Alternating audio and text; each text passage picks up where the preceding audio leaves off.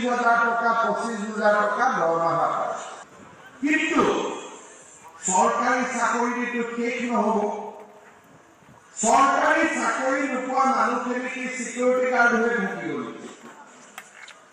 10 জন ল'ৰাই চাকৰি পালে 10 জনে চাকৰি নাপালে এই 10 জন ল'ৰা ক'ত যাব কিন্তু কোনেও এইটো নকয় যে আমাৰ দলং বনাবলৈ বাহিৰৰ পৰা মানুহ কিয় আহিছে কাৰণ দলং বনোৱা শ্ৰমিকজনে অতি কমেও 50,000 টকা দৰমহা পায় এই যে জ্ঞান নোহোৱাকৈ আমি ল'ৰা ছোৱালীখিনি কৰ্মক্ষেত্ৰত উলিয়াই দিছিলোঁ তাৰ বাবে অসমত আমাৰ ল'ৰা ছোৱালীসকলে উপাৰ্জন যিমান কৰিব লাগে তাতকৈ কম টকা উপাৰ্জন কৰি আছে এই ছোৱালীজনী 8,000 টকা দৰমহা পালেহেঁতেন এতিয়া 16,000 পায় আমাৰ ল'ৰা ছোৱালীখিনি আমি বাহিৰত গৈছো একো নিশিকাকৈ মই প্ৰায় খবৰ পাওঁ দাদা অমুকজন ঢুকালে ডেড বডিটো লৈ আহিব লাগে ইমান সমস্যা বাহিৰত কিয় আমাৰ ল'ৰা ছোৱালীবিলাকে যি কাম কৰে একেবাৰে বেছ লেভেলৰ কাম কৰে তাৰমানে ট্ৰেইনিং আমি নোহোৱাকৈ যায় কাৰিকৰী জ্ঞান নোহোৱাকৈ যায় গতিকে তাতে উন্নত কাম নাপায় তাতে সাধাৰণ কাম পায় যেনে তেনে পেটে ভাতে খাই দেউতাক মাকলৈকে মাহত 2,000 টকা পঠিয়াই দিয়ে আৰু আজি আমাৰ গাঁওবিলাকৰ ল'ৰা ছোৱালী নাই বহুত ল'ৰা ছোৱালী বাহিৰত আছে এতিয়া অলপ চাকৰি বাকৰি খুলিছে বুলি অলপ অসমত আছে পঢ়া শুনা কৰি আছে যে পুলিচৰ চাকৰি পাম নেকি মোক লগ পালে তুমি দাদা কেতিয়া আছে দৌৰা মই বোলো জুলাই হ'ব অলপ দুই এজনে ৰাতিপুৱা দৌৰা দৌৰি কৰি আছে কিন্তু সৰকাৰি চাকৰিটো শেষ নহব সৰকাৰি চাকৰি নোপোৱা মানুহখিনি কি সিকিউৰিটি গাৰ্ড হয়ে থাকি গল 10 জন ল'ৰাই চাকৰি পালে 10 জনে চাকৰি নাপালে এই 10 জন ল'ৰা ক'ত যাব যদি সিকিউরিটিও পঠাব লাগে তাক এনেকে পঠাব লাগিব যাতে কি রাইফল চলাব পাৰে তেতিয়াহে তাতে গৈ ভাল দৰমহা পাব লাঠি লোৱা সিকিউৰিটি দৰমহা নাপাব বোলে এই সিকিউৰিটি কৰিব কিন্তু কেনেকে জানে তাতে তাক সুপাৰভাইজাৰ চাকৰি দিব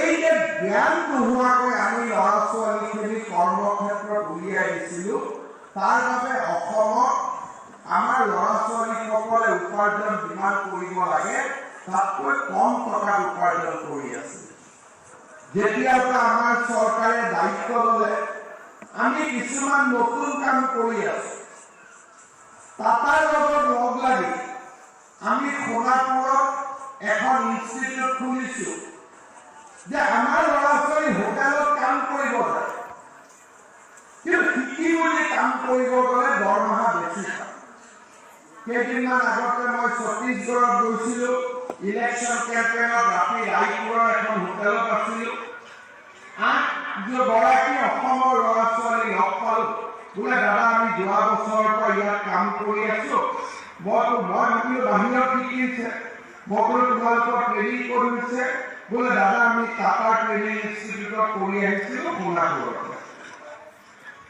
এই ছোৱালীজনী 8,000 টকা দৰমহা পালেহেঁতেন এতিয়া 16,000 পায় কিয় আমি শিকাই বুজাই পঠাওঁ আজি আমি গোদামখনত যিটো কাম কৰিছো এতিয়া আজিকালি প্ৰত্যেক মানুহৰ ঘৰত মাৰ্বল লাগে মাৰ্বল টাইলছ এইবিলাক লাগে আৰু কাৰ ঘৰত লাগে আটাইতকৈ যি চৰকাৰী অফিচ নহলে মধ্যবিত্তৰ পৰা ধনী মানুহলৈকে ঘৰত টাইলছ আজিকালি লগাই কোনোবাই অলপ কম দামত লগাব কোনোবাই বেছি দামত লগাব ঘৰ হলে টাইলছ লাগে আজি যদি আমি এগৰাকী ল'ৰা টাইলছ বনাব শিকো ইলেক্ট্ৰিচিটি আগৰ দৰে নহয় আজিকালি এটা জেগাতে চুইচ টিপিলে তাৰ পৰা গোটেই ইলেক্ট্ৰিচিটি কণ্ট্ৰল কৰিব পাৰে আগত আছিল নুমুৱা আৰু জ্বলোৱা এতিয়া নুমুৱা নহয় ৰাতি হলে পাৱাৰ কমিব দিনত হলে পাৱাৰ বাঢ়িব ৰাতি হলে পাৱাৰটো অলপ যিমানে শুবৰ সময় হ'ব পাৱাৰটো কমি যাব, 6টাৰ পৰা পাৱাৰটো বাঢ়িব, দিনে নিজে নিজে বন্ধ হৈ যাব, কোনেও একো কৰিব নোৱাৰে। অট'মেটিক মানে কি মেচিনটোৱে অট'মেটিক, চলোৱা মানুহ এজন লাগিব পিছফালে। এই চলোৱা মানুহজনেও সমানে সমানে উপযুক্ত দৰমহা পায়। আজি আমি LNTৰ লগত লগ লাগি গোগামুখত যিটো কাম কৰিলো, আমি যদি ইয়াক ব্যৱহাৰ কৰোঁ, এই ইনষ্টিটিউটখনে গোগামুখ ধেমাজিৰ বহুত মানুহৰ জীৱনলৈ পৰিৱৰ্তন আনিব পাৰিব। অলপ আগতে মোক তেওঁলোকে দেখাই আছিলে যে অষ্ট্ৰেলিয়াত যদি ভাল প্ৰশিক্ষণ লৈ পঠাই দিব পাৰি 40 লাখ টকা দৰমহা। কাম কি বোলে টাইলছ, আমাৰ অসমত কয় এইটো মিস্ত্ৰী। মোৰ দাদা ইংলেণ্ডত থাকে, ঘৰত যেতিয়া মই আগত তেওঁৰ ঘৰত গৈছিলো, যিজনে ইলেক্ট্ৰিচিটিৰ কাম কৰিবহে সি মাৰ্চিডিজত গাড়ীত আহিব, বঢ়িয়াকৈ ধুনীয়াকৈ ৰখিব, কাম কৰিব, বিল দিব, টকা ল'ব, গুচি যাব আৰু গধূলি নিজৰ মতে চলিব। তাত এইবিলাক শব্দ ব্যৱহাৰ নহয়, মিস্ত্ৰী শব্দ ব্যৱহাৰ নহয়। তাত শব্দবিলাকো ভাল। মই বোলো এনেকৈ আহে বোলে ইলেক্ট্ৰিচিয়ান, বোলে তেনেকৈ আহিব, কাৰণ ইয়াৰ ইনকাম মোতকৈ বেছি। ই যে ঘৰত আহি কাম কৰে, সেইকাৰণে একোটা ভিজিটত, যেনেকৈ ডক্টৰে হোম ভিজিট কৰিলে আমি 200 টকা হোম ভিজিট দিব লাগে, তেনেকৈ তেওঁ হোম ভিজিট কৰিব অহাৰ কাৰণে তেওঁক আমি 200 টকা দিব লাগিব। আমাৰ ইয়াত কয় মিস্ত্ৰী খালে। এতিয়া সমাজ পৰিৱৰ্তন হৈছে, কাম নকৰা মানুহতকৈ কাম কৰা মানুহৰ সন্মান বাঢ়িছে।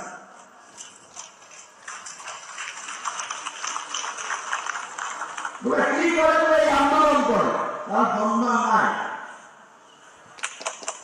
বোলে ই কি কৰে, বোলে ই ভাল এজন টাইলছ লগোৱা, ই এজন টেকনিচিয়ান, তেওঁৰ সন্মান আজি সমাজত বেছি আছে। এই ইনষ্টিটিউটত আমি যদি ভাল কৰি ট্ৰেইনিং লওঁ, এই প্ৰথম ট্ৰেইনিং লোৱা ল'ৰাকেইটাই মই আহোঁ, 2 বছৰ পিছত আহি ইয়াত আপোনালোকে দেখিব যে তেওঁলোকে পঠোৱা টকাৰে তেওঁলোকৰ ঘৰখন পৰিৱৰ্তন হ'ব ধৰিছে। কাৰণ গ্ৰেড 3, গ্ৰেড 4 তেওঁলোকে টকা বেছি উপাৰ্জন কৰিব। ইয়াত এটা আমি নতুন কথা এটা আজি আহি কৈছোঁ যে সোলাৰ ৰুফটপ লগোৱা এটা ট্ৰেইনিং। সোলাৰ ৰুফটপ মানে কি? সেইদিনাখন মোদী ডাঙৰীয়াই কৈ গৈছে যে আমি ঘৰতো ইলেক্ট্ৰিচিটিৰ বিল দিওঁ, আমি যদি সোলাৰ ৰুফটপ লগাওঁ, আমি ইলেক্ট্ৰিচিটিৰ বিল দিব নালাগে, কাৰণ সূৰ্যৰ পৰা ইলেক্ট্ৰিচিটি পাওঁ, আৰু তাৰ লগতে আমি ইলেক্ট্ৰিচিটি, ৰাহি হোৱা ইলেক্ট্ৰিচিটিখিনি মানুহক বিক্ৰী কৰিব পাৰিম। এতিয়া দেশত প্ৰত্যেক মানুহৰ ঘৰৰ ওপৰত সোলাৰ ৰুফটপ লগোৱা জল জীৱন মিছনৰ দৰে এটা ডাঙৰ স্কিম আহি আছে।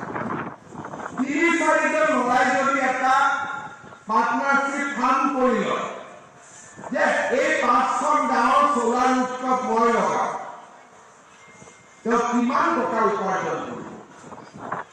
আৰু কাম বিশেষ একো নাই, আমি সোলাৰ ৰুফটপ লগোৱা ট্ৰেইনিং লোৱা নাই কাৰণে 2 দিন পিছত কলিকতা, বিহাৰৰ পৰা মানুহে আহি ইয়াতে সোলাৰ ৰুফটপ লগায়। তেতিয়া আমি আন্দোলনো নকৰোঁ, গ্ৰেড 3, গ্ৰেড 4 কৰিব আহিলে আমি আন্দোলন কৰোঁ। কিন্তু তেওঁলোকে ইয়াৰ পৰা যিমান টকা উপাৰ্জন কৰিব ক'ত পঠাব? বাহিৰত তেওঁলোকৰ নিজৰ ঘৰলৈকে পঠাব। কিন্তু আজি যদি গোগামুখত মই এতিয়া LNT কৈছোঁ যে সোলাৰ ৰুফটপ লগোৱা আপোনালোকে ল'ৰা ছোৱালী শিকাওক, কাৰণ অহা বছৰৰ পৰা আটাইতকৈ উপাৰ্জন তাতে আৰম্ভ হ'ব, আৰু এইটো বহুত বছৰলৈকে থাকি যাব। পুখুৰীত আমি ইমান দিনে মাছ লগাইছিলোঁ, এতিয়া পুখুৰীত সোলাৰ লগাই পেলাই তাৰ পৰা আমি মাছটো ল'মেই, লগত ইলেক্ট্ৰিচিটি আমি উৎপাদন কৰিব পাৰিম। এতিয়া এই কথাবিলাক সাধু সাধু যেন লাগে, কিন্তু 2 দিন পিছত আমি দেখাই পাওঁ ইয়াতে পুখুৰী কেইটা যে আমি দেখিছোঁ, তাত পুখুৰীৰ ওপৰত সোলাৰ বনোৱা ট্ৰেইনিঙো এই ইনষ্টিটিউটখনে দিব। মেডিকেল কলেজ এখন হলে যিমান লাভ হয় তাতকৈ স্কিল ট্ৰেইনিং চেণ্টাৰ এটা হলে নিবনুৱাসকলৰ কাৰণে বেছি লাভ।